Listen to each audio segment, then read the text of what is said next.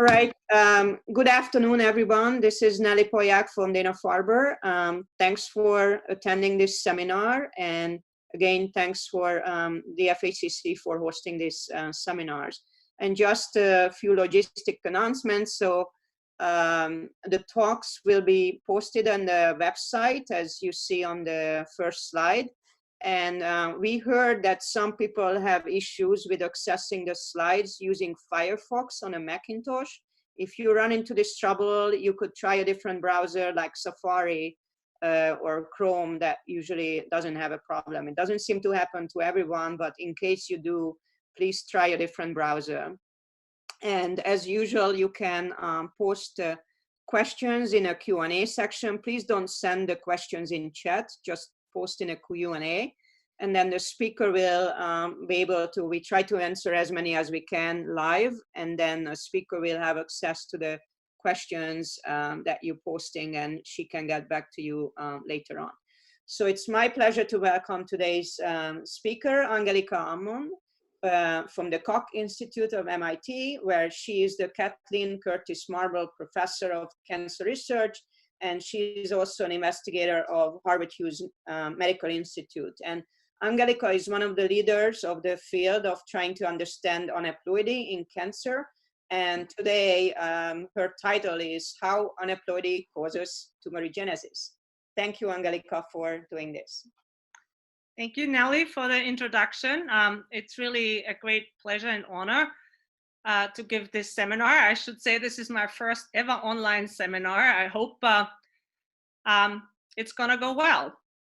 So as Nelly said, my lab has had a long-standing interest in the molecular mechanisms that govern chromosome segregation and what happens to cells in which this process fails and that then gain or lose entire chromosomes, a condition that we now know to be aneuploid.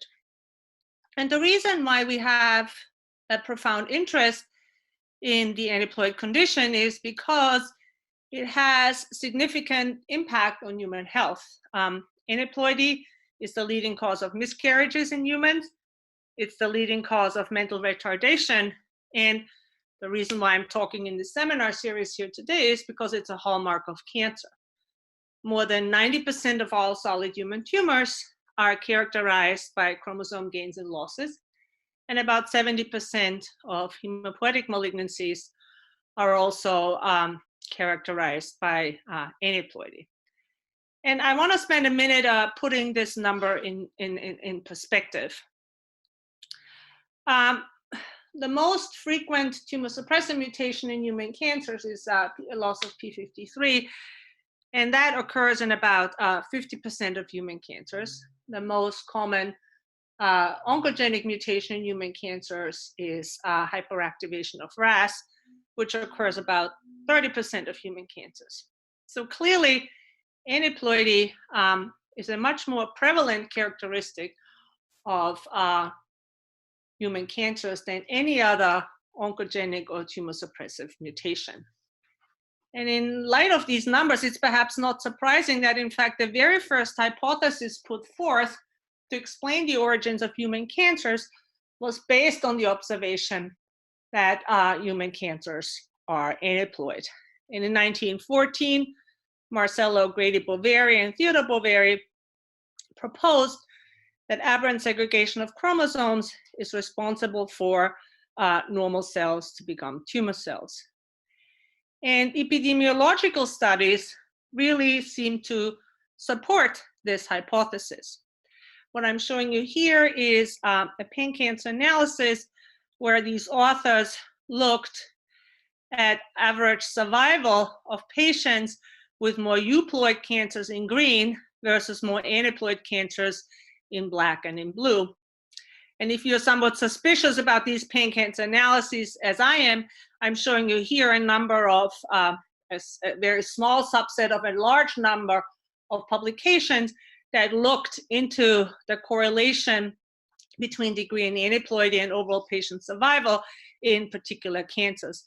And what it appears is that in most, but it's important to note, not all cancers, there's a very strong correlation between degree of aneuploidy and patient outcome. So given these strong epidemiological data, obviously, a lot of scientists then wanted to test the idea that indeed aneuploidy causes tumorigenesis. And over the years, many research groups have generated mouse models in which they mutate genes that are important for chromosome segregation, and where they're basically generating mice in which the incidence of aneuploidy is dramatically increased compared to normal animals. And then the simple question was, well, do these mice get cancer? And I'm showing you here only a very small subset of these mouse models that have been shown over the years, and I don't want you to read all of these things. What I want you to focus on is this panel here, where it says the tumor incidence that these various mouse models have. And as you can see, the incidence is very low, except for this very last one here, which I will get back to in a minute. And the other thing that's sort of remarkably sort of written here, highlighted in red, is that these animals get cancers really late in their life.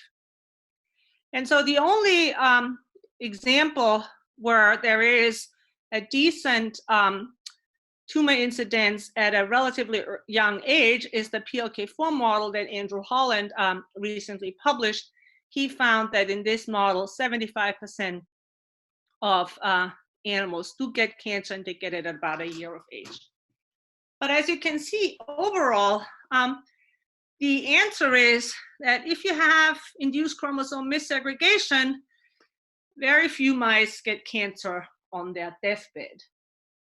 And so this result sort of leads to one of two conclusions. The first conclusion is, well, maybe aneuploidy doesn't really cause cancer. It's sort of a bystander, and it really has nothing to do with cancer. And that sort of obviously, for people who study this, or people like me who've been studying this for many, many years, is sort of quite the letdown answer. But there was, of course, another interpretation of this result, which was that perhaps the levels of aneuploidy that we're generating in these mice is actually not that great. And maybe that's why they don't get cancer.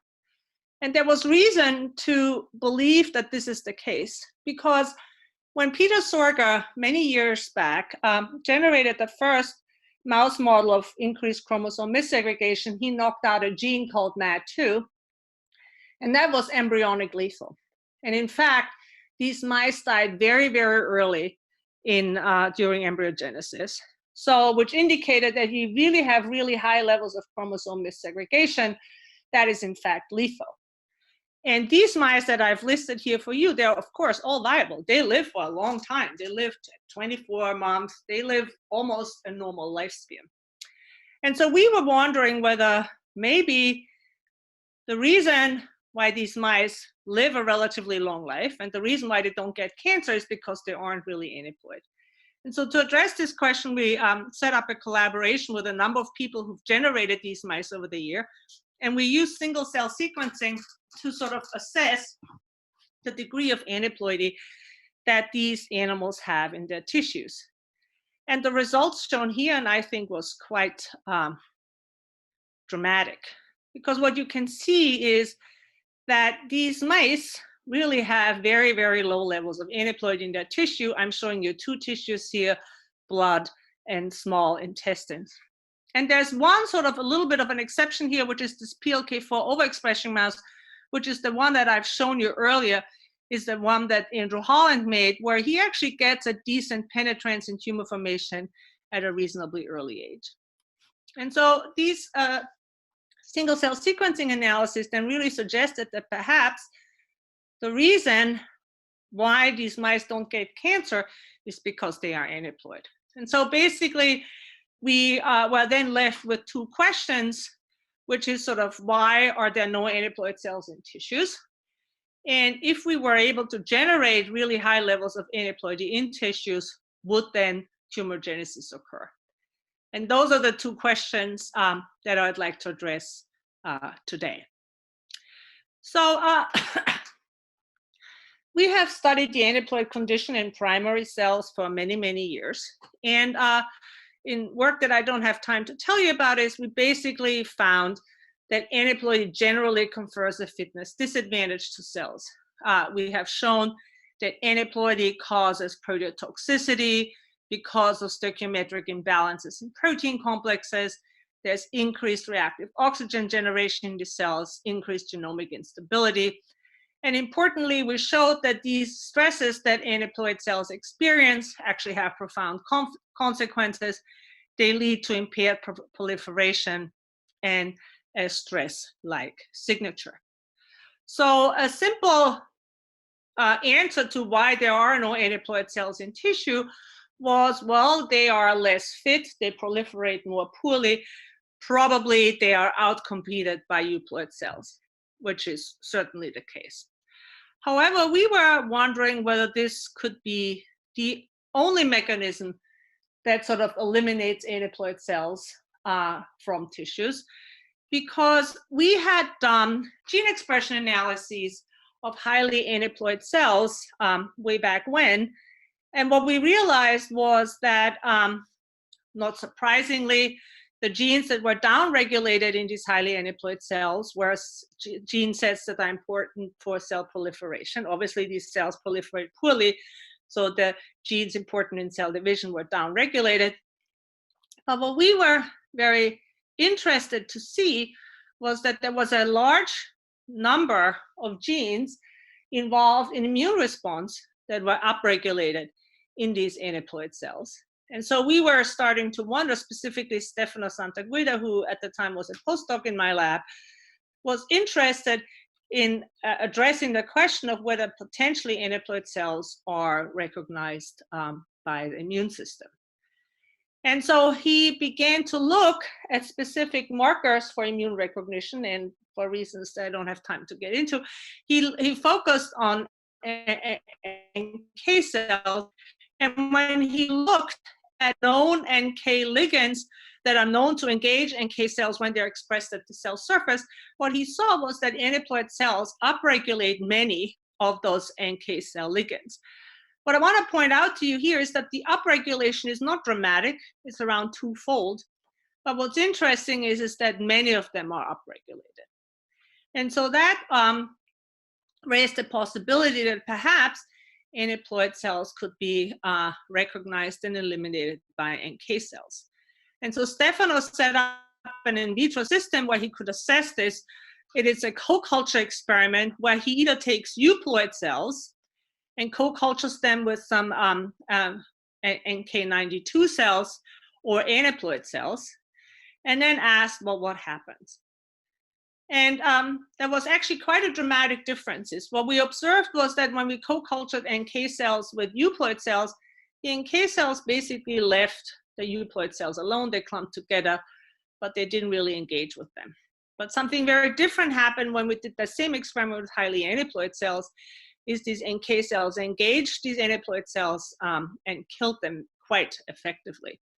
We were able to quantify this to show that this clearance of aneuploid cells was quite more significant than of euploid cells. And importantly, this depended on, the receptors on these NK cells, NKG2D, because when we blocked this receptor with an antibody, we could partially ameliorate the killing of aneuploid cells by NK cells.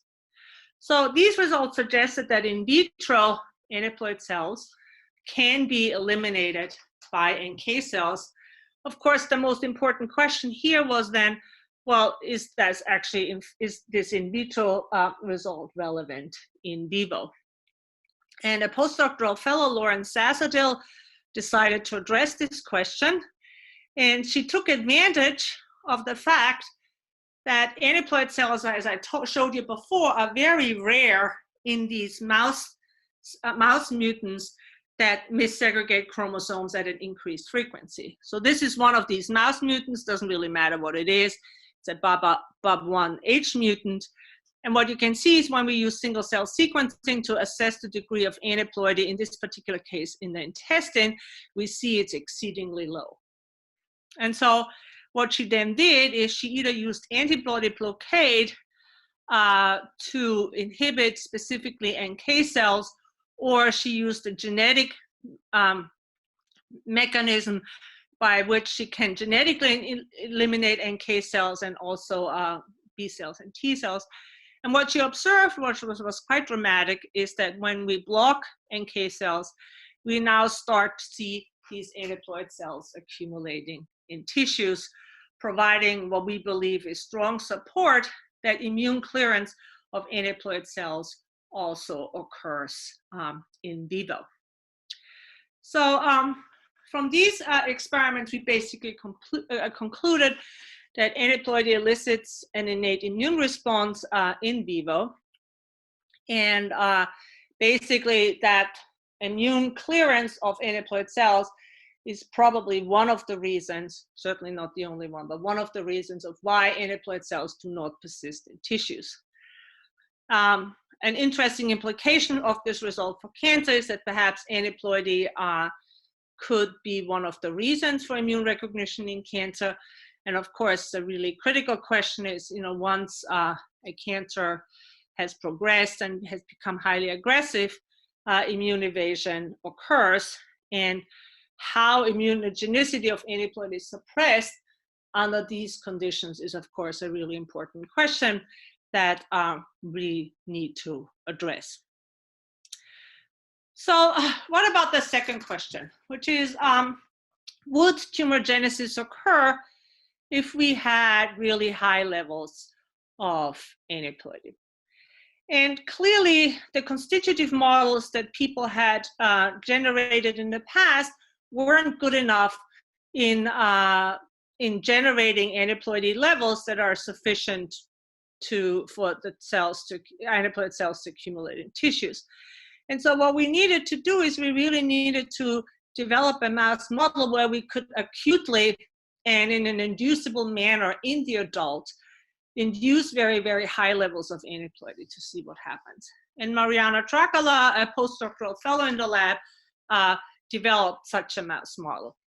And she took advantage of a hyperactive allele in the gene CDC20, which basically regulates the metaphase-anaphase transition and is target of a checkpoint known as the spindle assembly checkpoint that makes sure that chromosomes are aligned properly on the mitotic spindle before they are segregated.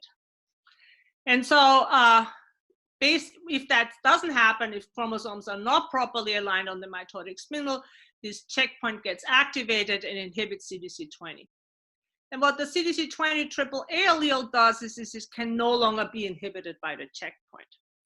And indeed, Pumin Zhang, who first characterized this model in vivo, showed that if you have a mouse where both alleles are of CDC20 harbor these hyperactivating mutations, that this is indeed embryonic lethal, indicating that you do really generate very high levels of aneuploidy with this particular allele.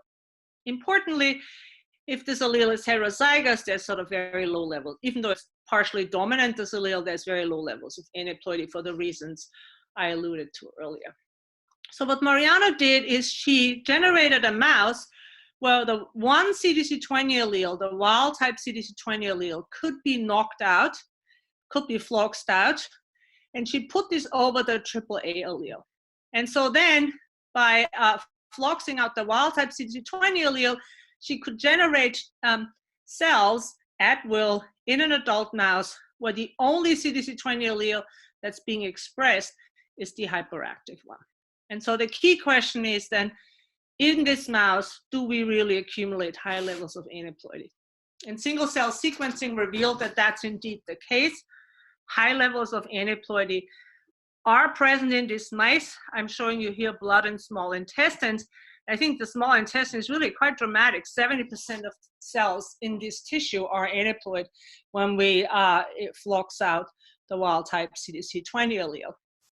What is sort of interesting is when you look at these mice, they're actually quite happy. They're running around you wouldn't think that they have such high levels of aneuploidy, but they do. So then the key question is, well, what happens to these mice?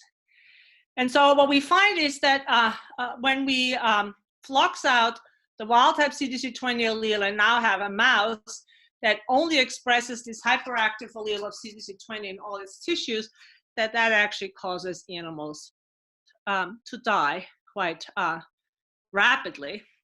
And importantly, all these mice die of thymic lymphomas. About 80% of the animals die within thymic lymphomas, and they die rapidly within 8 months after treatment initiation. When we do autopsies on these mice, what we observe is that they don't just have thymic lymphomas. We already see hyperplasias in the gut and the ovary, and we actually see in situ carcinomas in the stomach.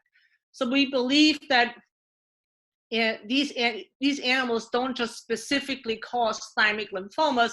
This is just sort of the first hyperplasia, the first neoplasm that these animals are dying of. We've done some extensive characterizations of this thymic lymphoma that I don't have time to go into, but basically what we concluded is that from these experiments is that aneuploidy is indeed sufficient to cause cancer, and that Theodore Boveri and hypothesis certainly is verifiable by in experimental setups in the mouse.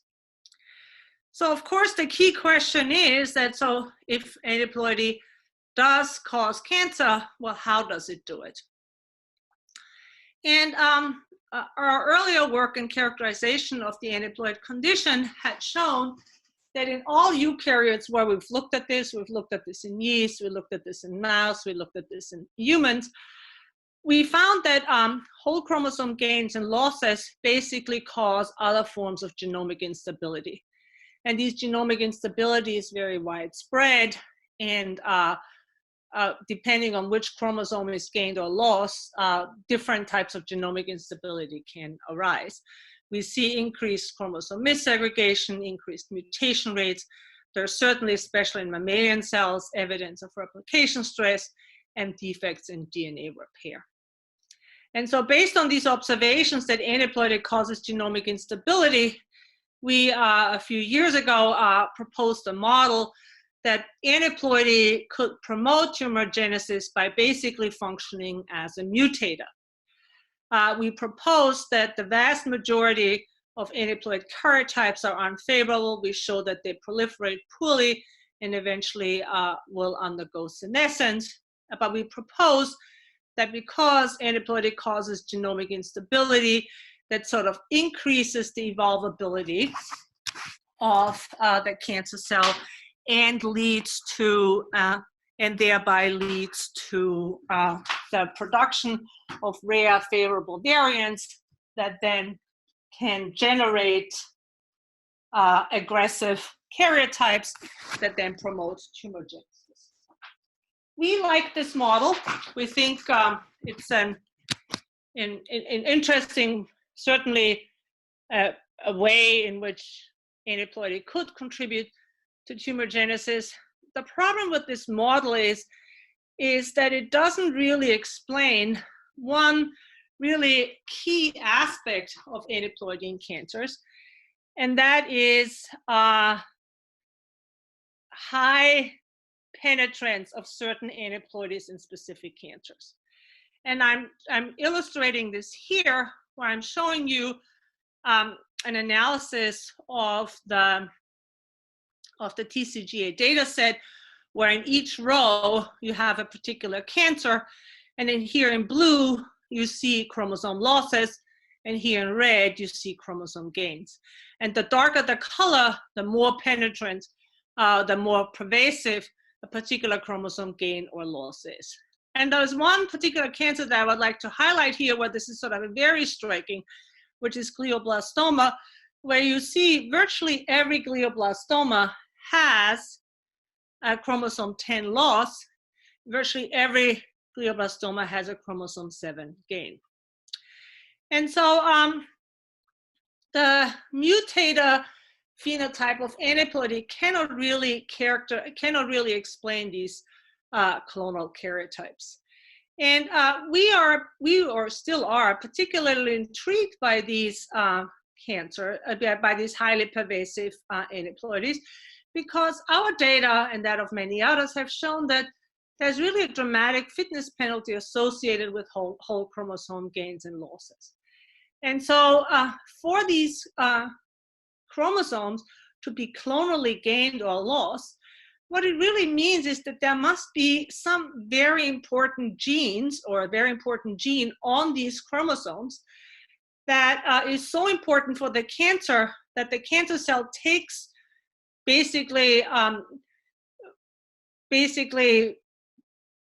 copes with all the fitness penalty associated with gaining or losing a whole chromosome in order to get these particular genes. And I sort of, again, want to think about this a little bit, because these genes, these are single copy gains or single copy losses of wild type genes. And I personally don't know, with the exception of P10 probably, of any gene, any oncogene, where a single extra copy of a wild type gene would promote tumorigenesis. But clearly, the genes that drive these chromosome gains and losses must have these properties. And so we are very, very interested in identifying which genes on these clonally gained chromosome gains and losses are actually driving them, because we believe that these genes will play very important roles in the etiology of these specific cancers. And what I want to tell you in the second part of my talk is a story where we believe we found one of those genes that is such a driver, and that is in Ewing sarcoma. So we chose Ewing sarcoma to sort of go after these specific drivers of clonal aneuploidies, because the cell of origin is sort of well known. It's either a mesenchymal stem cell or a mesenchymal progenitor cells. We also know what the tumor initiating event in Ewing sarcoma is. It's a translocation that creates a fusion protein, the Ewing fly fusion protein, which is basically a transcription factor with neomorphic properties. And like most other pediatric cancers, these Ewing sarcomas harbor very few other genetic alterations, which sort of makes sorting out what's a driver and what's a passenger a little more easy. However, the reason why we were interested in Ewing sarcoma is because 50% of Ewing sarcomas harbor an extra copy of chromosome 8. And we were interested in determining why this is the case.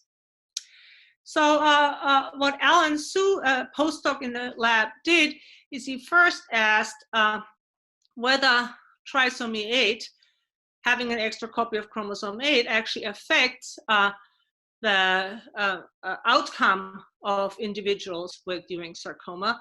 And he found that indeed, if you have patients whose cancers have an extra copy of chromosome 8 have a 2.4-fold higher likelihood of succumbing to this disease. So clearly, trisomy 8 does contribute to aggressive phenotype of this cancer. And so then what he wanted to do is he wanted to sort of study how the Ewing fly fusion promotes tumorigenesis, as have many people done before. And then specifically, he wanted to ask how trisomy 8 affects these properties of the Ewing fly fusion. So he took 3 types of mesenchymal cells of mesenchymal origins. He used mesenchymal stem cells, mesenchymal progenitor cells, and low passage fibroblasts. He made sure that these fibroblasts, all these cells were indeed euploid. And then he introduced the Ewing fly fusion into these mesenchymal cells.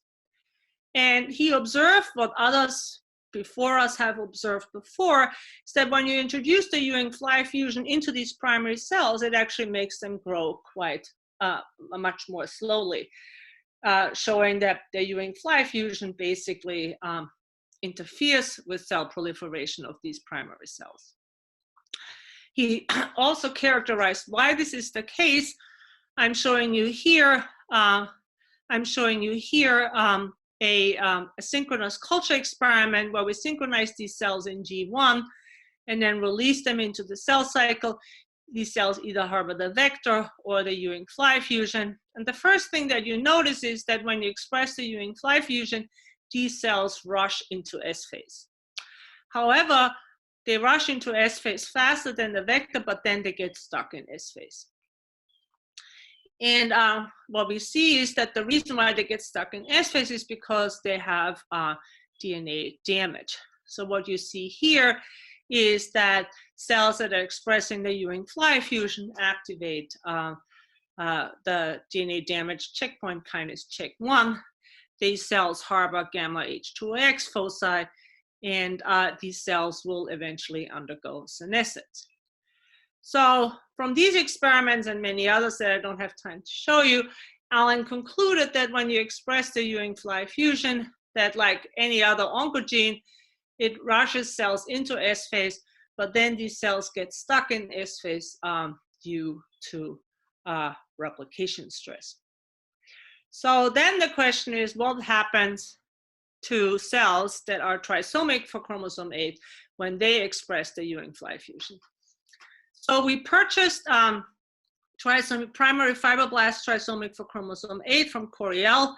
We purchased all the cells that were available there, and then again introduced the Ewing-Fly fusion into them.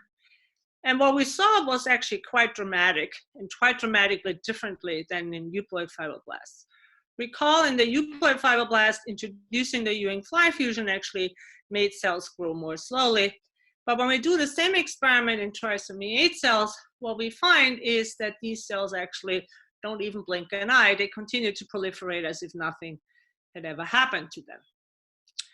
And so the question was, well, how is this happening? We initially found that the Ewing-Fly fusion causes replication stress, which is shown here. We're looking at COMET assays here, the amount of, distorted and abnormal DNA. And when you introduce the Ewing-Fly fusion, you get more DNA damage.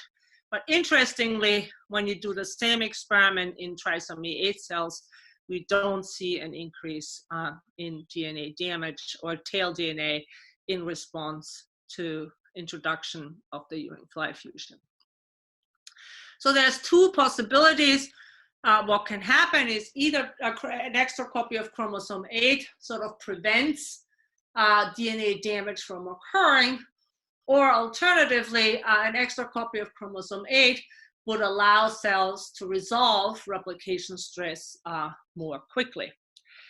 And so to address the latter possibility, we did this experiment. What we did here is we took our euploid fibroblast lines in blue and our trisomy 8 fibroblast lines in red and orange. We arrested these cells in G1 and then released them into high levels of hydroxyurea for about 24 hours. So that, like oncogenes, will induce replication stress, will induce stalled forks and DNA damage.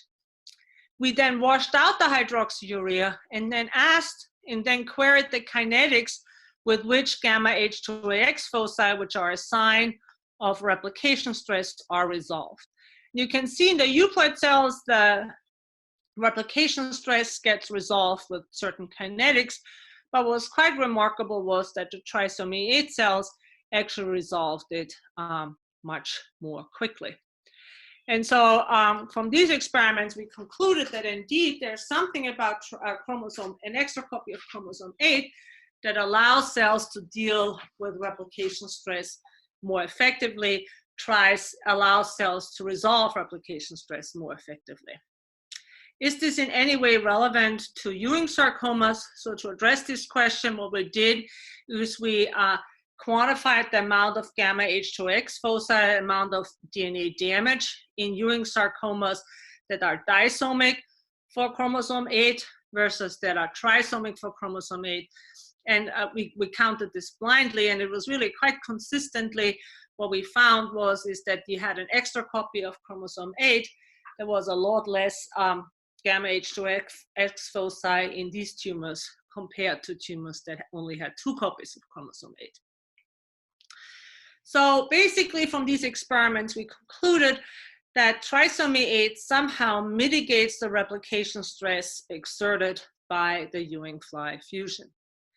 And so now, of course, the $64,000 question is, well, chromosome 8 encodes 2,372 genes.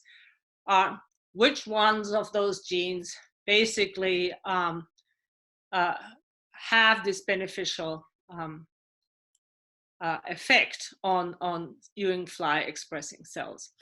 And so Alan, together with our bioinformatics core, developed a computational pipeline where he combined gene expression analysis with synteny analysis, and he came up with a list of about 60 genes that were preferentially expressed in these Ewing sarcomas, and that could potentially be responsible for the trisomy 8 benefit that we observed. And so what Alan then did is he took the top 23 genes out of this 60 gene list, and he created a lenti library, a little mini library that contains all of these 23 genes. And then he introduced this this 26 ORF library together with the Ewing fly fusion into primary cells. And what I want you to compare here is sort of the blue line here with the red line. When you introduce the Ewing fly fusion, the cells grow badly. But what Alan found is that when he co-introduced this mini library with these open reading frames into them, these cells actually became basically immortalized and grew really well. We had barcoded them, and so over time, by doing RNA-seq, we could query which genes become accumulated, which genes become enriched in these populations.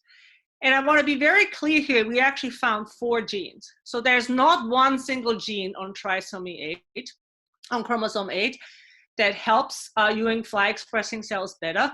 But one of those genes really stood out, and we decided to study it further, and that gene was RAD21.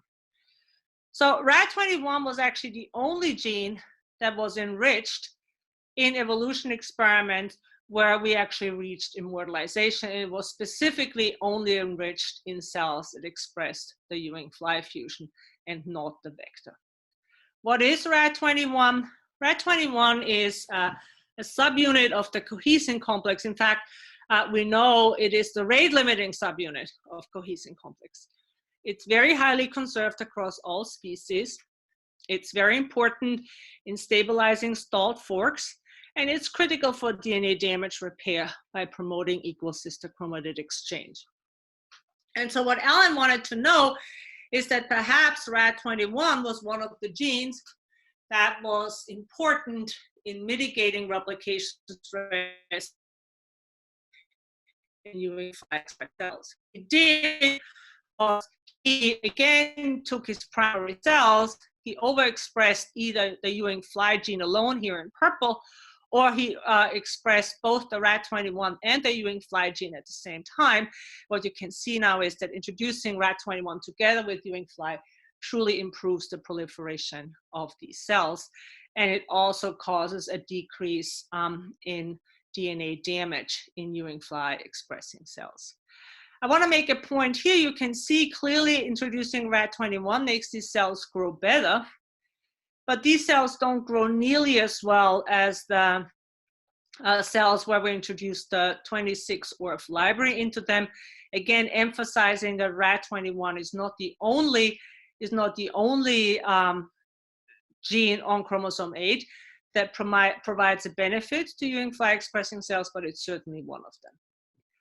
So to really, the killer experiment, of course, was to really demonstrate that RAD21 provides one of the benefits of trisomy 8 to Ewing fly expressing cells was to take trisomy 8 cells and specifically and only knock out one of the 3 copies of RAD21, and then ask whether that then eliminates, or at least largely eliminates, the proliferation advantage that trisomy 8 confers to Ewing fly expressing cells. This is a tricky experiment, but Alan succeeded in doing it. So he was able to knock out one of the 3 copies, and the results were really quite dramatic. So in Ewing fly expressing cells with trisomy 8, they grow quite well. But when we now knock out 1 copy of RAD21, that really causes a decrease in the proliferative capabilities of these trisomy 8 cells. Alan also wanted to know whether RAD21 wasn't just important in primary cells to allow them to tolerate expression of the Ewing fly fusion, but whether an extra copy of RAD21 was continued to be important even once these cells become fully fledged Ewing sarcomas. So he took a Ewing sarcoma cell line and then also knocked out 1 copy of the 3 copies of RAD21 in that Ewing sarcoma cell line. And again, when he did that, he also observed that these cells now proliferated more poorly. And what was really quite striking is that their ability to form foci in a dish was quite dramatically reduced.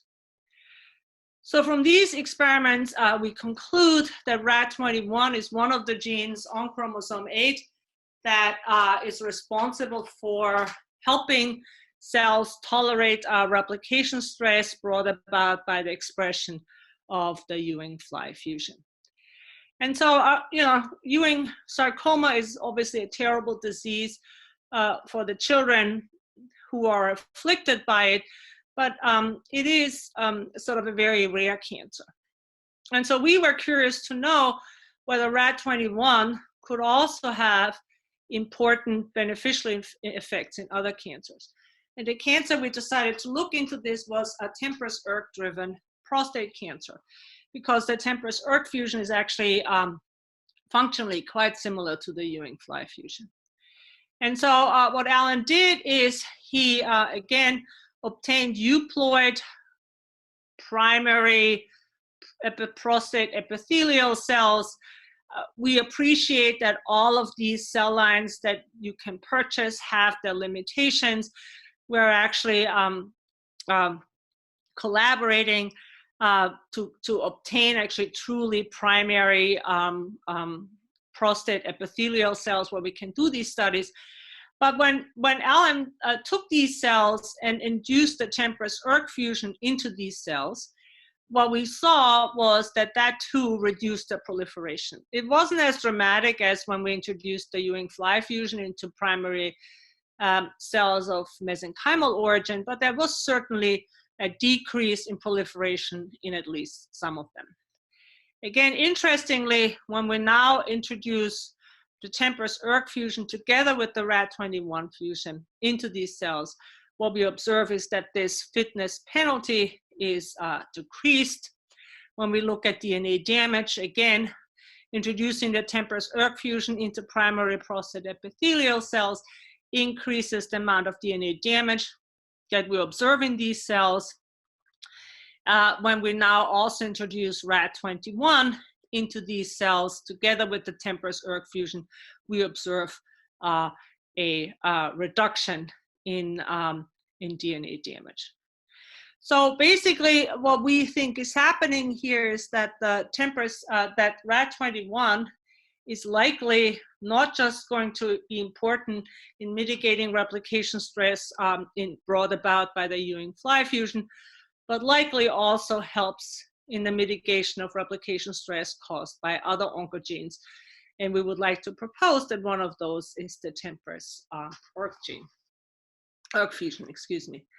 And sort of more broadly speaking, when you query the TCGA data set, what you notice is that chromosome 8q, which is where RAD21 is located on, and specifically 8q24, is actually very frequently gained in many types of cancers, raising the interesting possibility that RAD21, excess RAD21 could also help with replication stress in other cancers. And so with that, I'd like to sort of end with our current model for how we believe aneuploidy promotes tumorigenesis. As I mentioned before, most aneuploid karyotypes are unfavorable. They cause poor proliferation and senescence. However, aneuploidy can also promote genomic instability, thereby promoting the evolution of aggressive karyotypes.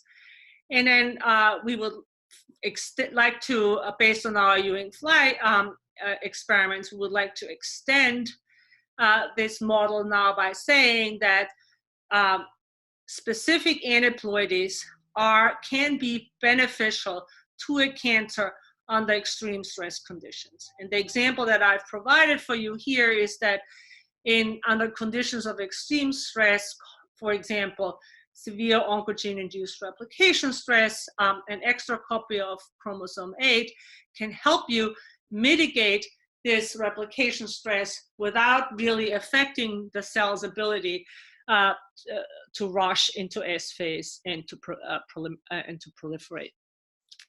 And we would also like to propose that RAD21 perhaps represents a new class of oncogenes. We propose that this gene drives tumorigenesis at a single extra copy, and of course only in the context of other oncogenic mutation. And I think the final implication, which is sort of, I think, an interesting implication, is we of course all know that defects in DNA repair are oncogenic. This has been shown over and over again in the context of human cancers and in mouse models of human cancer. But what our data would suggest is that actually when your ability to improve DNA repair, your ability to have mitigate replication stress can also help you, at least initially, to overcome the hurdles that oncogene expressing cells are facing when they are rushing into S phase. And with that, I'd like to end and sort of tell you all the people who've done all this work. Mariana Trakala developed that inducible model of aneuploidy to show that aneuploidy can cause tumorigenesis with high penetrance.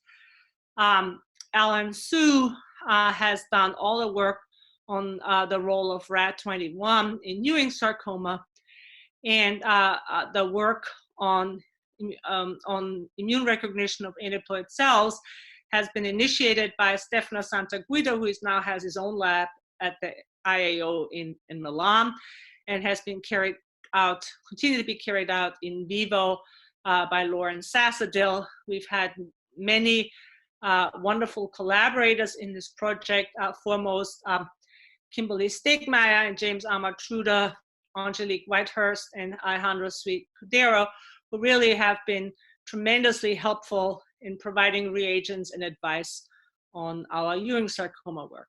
And with that, I want to thank you, and I'll be happy to take any questions. Thank you, Angelica. That was great. And we have a lot of questions.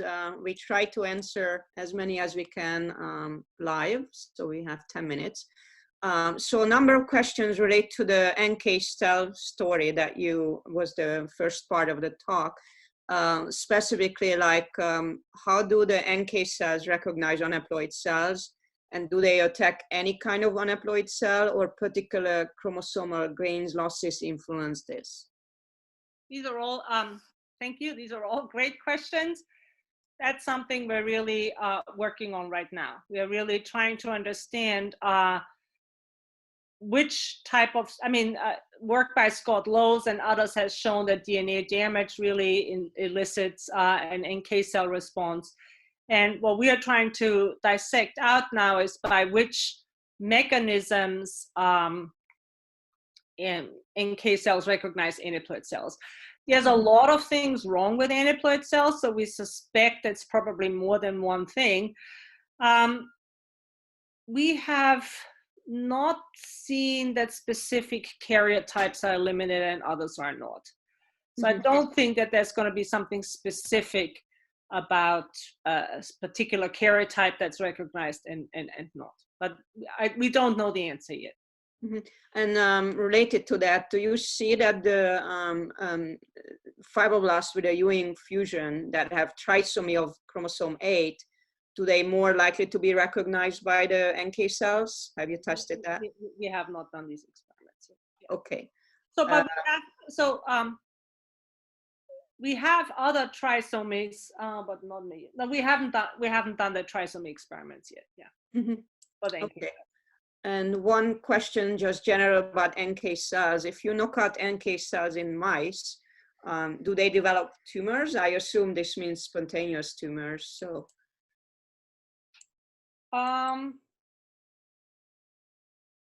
Not that I know of. I don't think so. I think you really have to induce.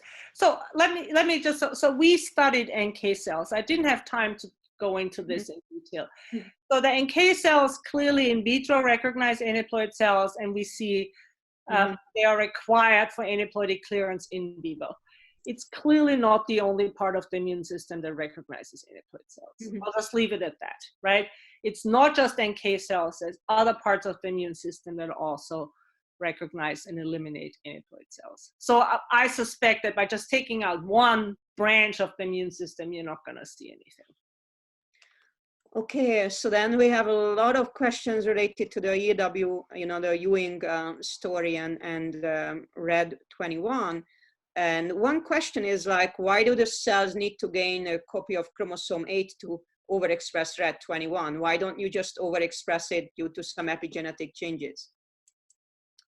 That's a great question. We actually done a lot of work on this. I didn't have time to tell you about this. So it turns out, so the question is, why don't you get RAD21 focal amplification, for example, right? Or some other ways of upregulating it.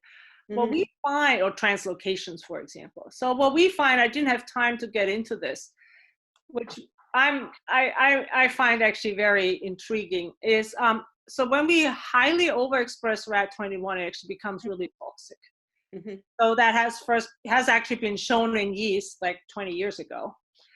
And it's also true in mammalian cells. So I think if you just amplify that particular locus, it's not going to help you, because then what's going to kill you as a Ewing fly expressing cell is, well, you may have mitigated my replication stress, but now RAD21 will be toxic. And so what I'm very intrigued about is that perhaps the oncogenes that drive these clonal chromosome gains, single chromosome gains and losses are actually all like this, right? They all have, you can't just amplify or overexpress the wazoo out of them because they are toxic. So the only way you can really get a benefit out of those is by just gaining a single extra copy. That's, of course, all speculation. Yeah. And then somewhat related to this, when you gain an extra chromosome, why there is no dosage compensation in a way that you would not actually overexpress things? I think that's a very complicated question also. So there is no dosage compensation on autosomes. Yeah. Sex chromosomes are X chromosomes are dosage compensated. I think this is very well established now. In eukaryotes, there is really no dosage compensation on autosomes. If you have an extra copy of a gene, it will be expressed at the RNA level. Okay. And a question by Peter Sisinski is like, what are the 3 other genes that cooperate with the Ewing fly fusion? It's not Nick. Okay. Everything, all the work that I've told you guys about today is unpublished. It feels like I just gave a thesis committee meeting. Okay, so yeah. we'll hold off on who the other 3 are. Okay, and that was actually one of the questions, was if it's Mick, because Mick is on chromosome 8 as well. So Mick's right there in 8q24. So everybody always assumed that 8q24 is so frequently gained because of Mick. I tell you one interesting thing. So obviously, I just told you Ewing fly causes massive replication stress.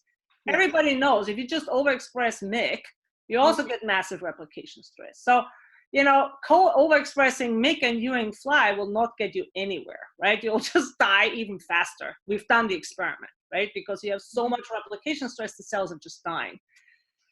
However, we've done a very interesting experiment where we co-overexpress RAD21, Ewing fly, and MYC.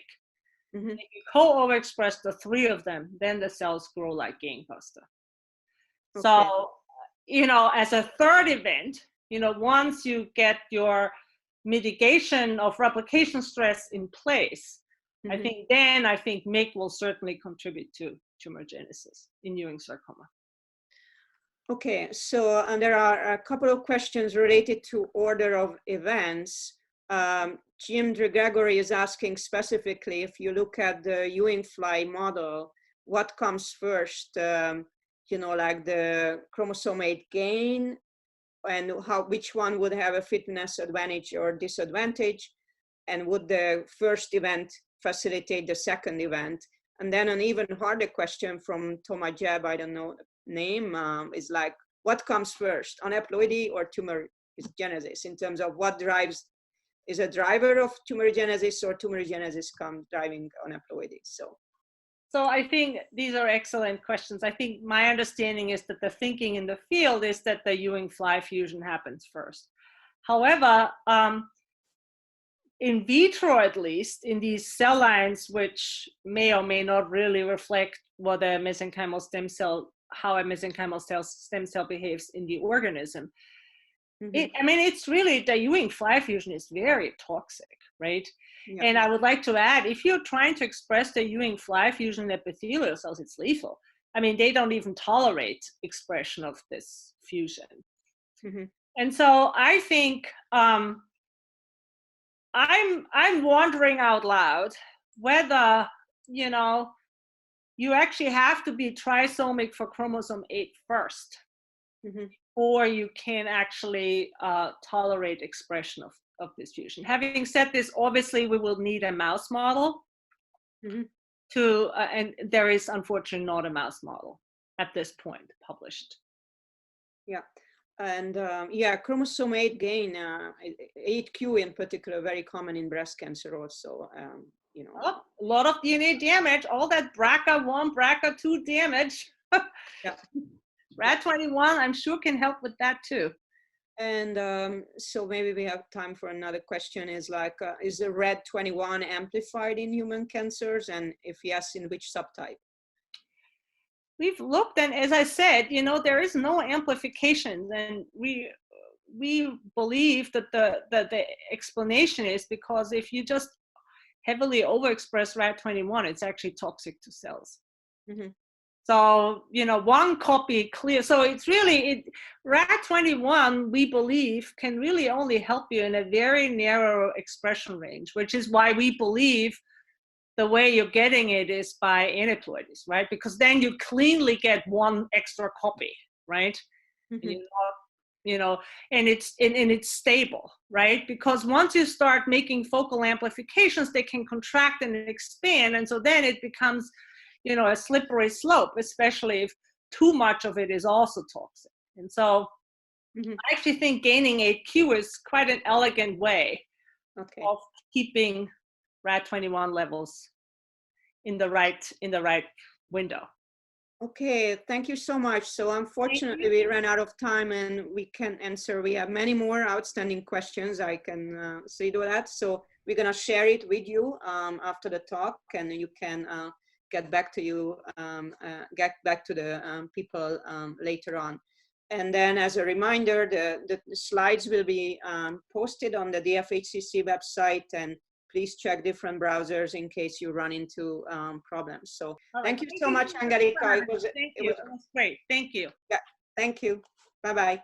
Bye-bye.